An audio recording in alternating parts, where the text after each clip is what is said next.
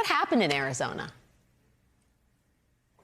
That question was top of mind for most Americans this week, including Trump whisperer Steve Bannon. Yes, that Steve Bannon, that guy, appeared just as confused as the rest of us about the Arizona Supreme Court's decision to uphold a Civil War-era abortion ban, something that conservative court was only able to do because Donald Trump's hand-picked Supreme Court justices overturned the constitutional right to an abortion 2 years ago. Nevertheless, Bannon posed the question. What's happening there? And conservatives have had a really hard time answering it. Fox News thinks the Democrats are really at fault here.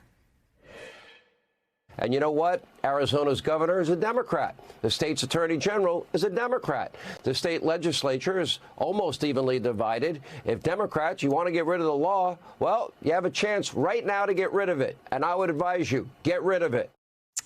Get rid of it, Democrats. Democrats in Arizona already tried to do that twice this year, well before this week's ruling, and the Republican majority shut them down. Then yesterday, when Arizona Democrats tried once more to repeal the 1864 abortion ban, who stood in their way? Republicans. Again. So Republicans are sort of saying one thing and mostly doing another here, rendering their position on all of this largely incoherent.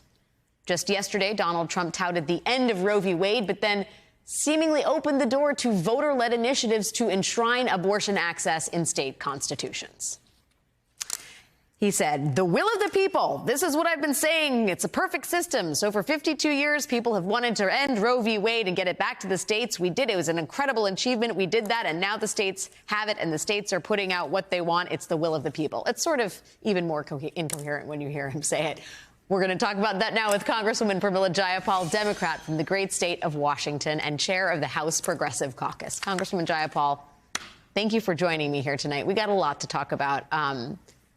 Do you think Republicans, conservatives, can just say the phrase, will of the people, and say it enough times at such a volume that people forget about the actions they've actually taken to get this outcome? Hey, Alex, it's great to be with you. No, I don't think they can do that. And I think what you're seeing is the mess, the pigsty that they've gotten themselves into. Because here's the thing. Everybody knows, because Donald Trump bragged about it and will continue to brag about it, that he is the one who, quote, proudly takes responsibility for ending Roe. And so he has said that. He has endorsed a nationwide abortion ban. By the way, the MAGA Republicans in the House put a nationwide abortion ban into the study conference bill that is supported by 100% of Republican leadership and 80% of the Republican conference. And so I think that what you have to understand here is that the reason they're doing all of these machinations and trying to run around in circles to say that they didn't say what they did say, but maybe they kind of said what they said that they didn't say, is because they know they are losing on this issue. They know that Republicans, Democrats, and independents across the country want to preserve the ability for a pregnant person to make choices about their own bodies. And what the states are doing now, Florida, Arizona, 25 million people, 1 in 3 women of reproductive age, live in states that have either banned abortion or partially and severely restricted abortion or banned abortion, depending on how you want to talk about it. So they know this is deeply unpopular, and Donald Trump is the one who made it happen.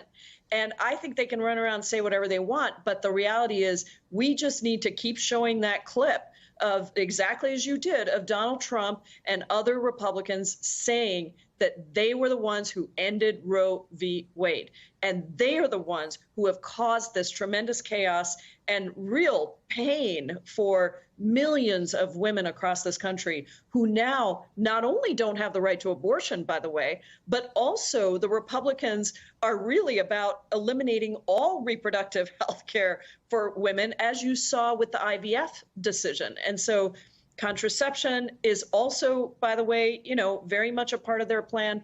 And I think that they understand what a mess they're in now, because this is not popular. It is not right, and it is not popular. I mean, it's also ironic that all of a sudden the Republican Party, which has embraced such anti-democratic tactics to stay in power, is now heralding how important it is to have the will of the people decide matters of great, state-level import, like abortion, reproductive freedom. I mean, it also, by embracing, I don't know, democracy, it forecloses the sort of mechanisms by which they've stayed in power, which is, legislative chicanery and judicial, installing conservatives on benches across the country to rule against the will of the people.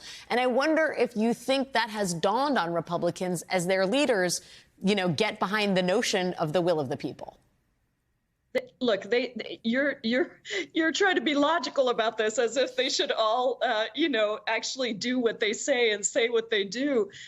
They have no consistency at all. They flip positions on a dime, and they do it because they're a cult of Donald Trump. And whatever Donald Trump says or believes one day is what the entire Republican Party then starts to parrot.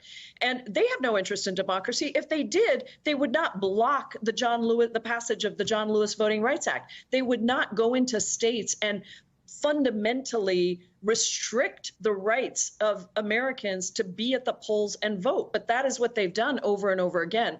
I don't necessarily think we should even get distracted by that, because abortion is the issue. Women are the issue here. And what we know is that what they're doing is deeply unpopular. The chaos they've thrown the country into with the mega Supreme Court, with Donald Trump proudly pushing and claiming responsibility for ending Roe, that is really the thing that we're dealing with now. And I think that we will once again show that the will of the people will be on the ballot with the Arizona abortion rights amendment.